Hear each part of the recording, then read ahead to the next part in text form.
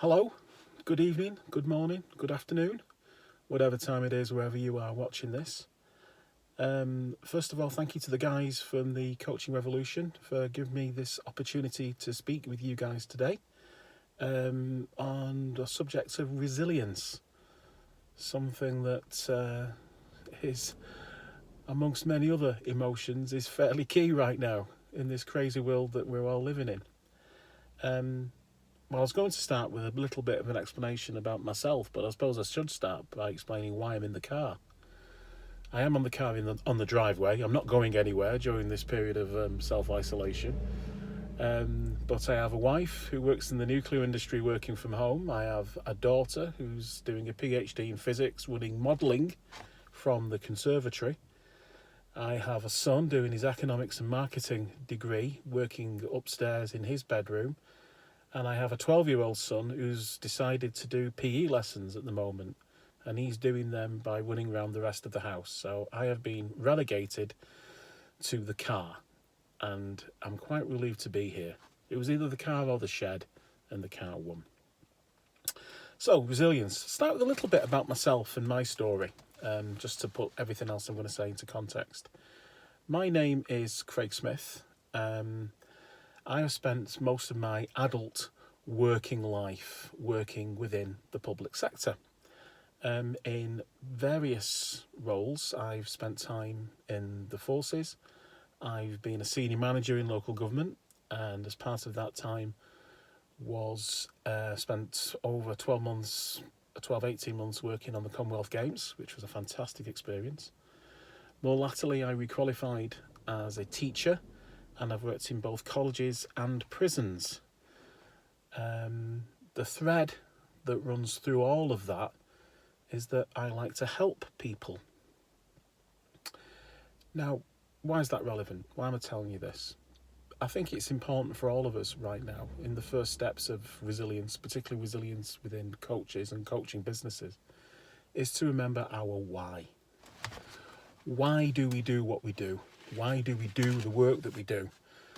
What was the trigger, the driver, the inspiration that got you to start a coaching business, that's become a coach, become qualified? Because it's not an easy job to become a qualified coach. What was the thing that made you want to do that, to take that leap? I think for most coaches, it is helping people. We get our kick, we get our energy from seeing people evolve, seeing our clients develop. Most of my clients, because of my background, work in the public sector, and seeing them get ahead of the curve. Working on the here and now, setting actions, setting achievable goals, following those goals up to ensure that those actions that we've agreed are taking place to improve performance down the road. To see that constantly upward curve from my clients. That's my kick, that's my drive, that's what makes me get out of bed in the morning. Now, I think it's important to remember at this present moment in time, when the world has gone mad, that hasn't changed. That is still my why. I still enjoy helping people. I'm running around to the shops, doing what I can do to help my elderly parents who are on lockdown, like most people's parents should be, I suppose. My in-laws are in the same position. And I wouldn't have it any other way. None of us would. But, we get a kick from helping people. And I suppose, as I say, with this situation, has that changed anything? No, I don't think it has. Do people need coaches now? Right now? I would say they need coaches right now. Heck yes. People have other priorities. Staying well, staying safe, looking after their family and loved ones.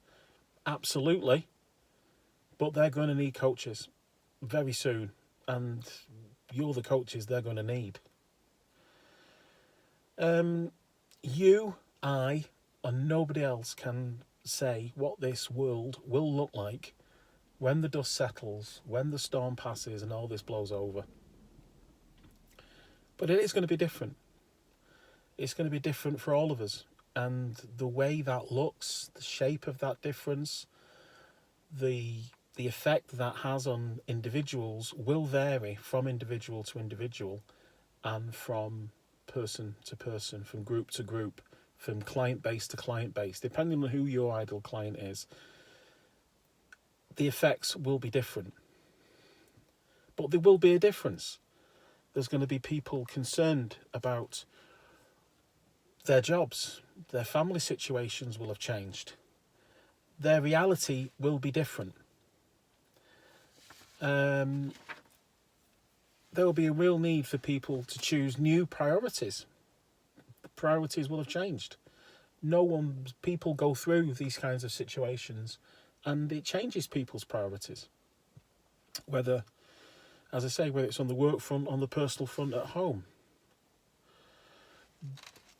Your clients are going to need to explore their options. They're going to need help making decisions and creating those action plans. They are going to need critical friends to hold them to account, to make sure that they deliver on what they say and what they agree they are going to do. To make sure that we're in that situation, we have been given an opportunity. A little bit of coaching reframing required, I think, at this point.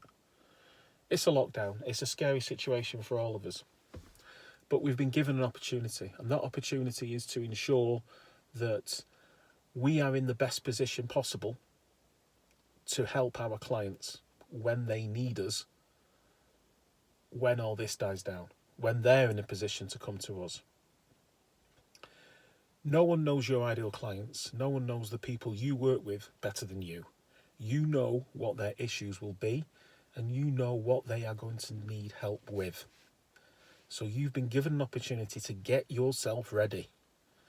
Get those offerings ready. What are you going to deliver? How are you going to deliver it? Where are you going to deliver it? What are the special offers, if any, you're going to have? What are you going to be for your clients when they need you? To do that, we're going to need resilience. Now, resilience is something that we as coaches work with a lot of our clients, if not all of them in one form or another. So resilience is something that we talk about with our clients on a regular basis. So for me, it's a simple point of why can't we practice what we preach? Have you heard of the phrase, physician, heal thyself? That absolutely applies to us right now. We need to make sure that we get our mindsets in the right place so we can get our offerings together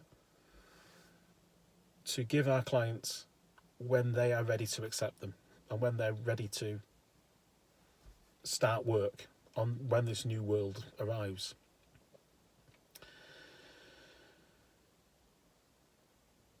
For me, there's two things I look at with resilience. There's the very NLP approach of having something that's feeling based, remembering when something was a success. For me, coaching, it's easy. I consider myself to be a good coach. You're a good coach. You've had success stories. How did that make you feel when you had that success story? Do you now believe that you can be a good coach in the future? Yeah, of course you can be a good coach in the future. But there's still apply it to yourself. If it works for your clients, it will work for you. That's very much the point of this. Another thing that I always like to use is the 4 C's of mental toughness, particularly when you're putting an offering together or when you're feeling down and feeling weak mentally or physically. And that's the 4 C's of control, commitment, challenge, and confidence. Control, I really believe I can do it. I really believe I have the emotions in check when doing this work.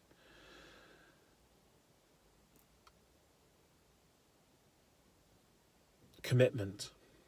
You promise to do it. Again, this is how we talk to our clients. Talk to yourself in the same way. Commitment. You promise to do it. Challenge. I am motivated to do it. Of course you're motivated to do it. I can see the benefit. You see the benefit because you've seen the benefit in the past in working with your clients. Confidence. I believe I have the ability to do it. Yes, you definitely have the ability to do it. And you can even, you can do things when the going gets tough. And they're not going to get any tougher than they are right now. So it's important right now to focus on all of those things, and focus also on the other thing that we talk about as coaches, your inner dialogue, those mind monkeys, the inner chimp, the cronk, good cronk and bad cronk on your shoulders. Listen to what they're saying to you right now. And if they're not being positive, if they're not being constructive, you know what to do. You know how to get them under control. Again, because it's what we preach, it's what we teach, it's what we coach. I suppose to summarise it, it's about getting yourself in that general growth mindset where could you know that learning and effort equals achievement? We know that to be true.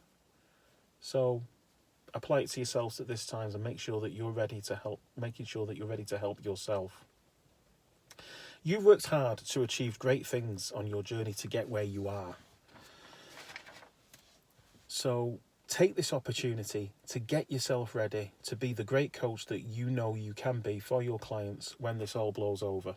I'm going to get out of here now with a bit of a buddy's quote that I'm going to paraphrase. I've put it on LinkedIn recently, and I do like it. And that is that if the storm, you cannot control the storm, you can only control yourself and your behaviours, and the storm will pass. This storm will pass. So, goodbye, take care of yourself, take care of each other, and I'll see you soon. Thank you.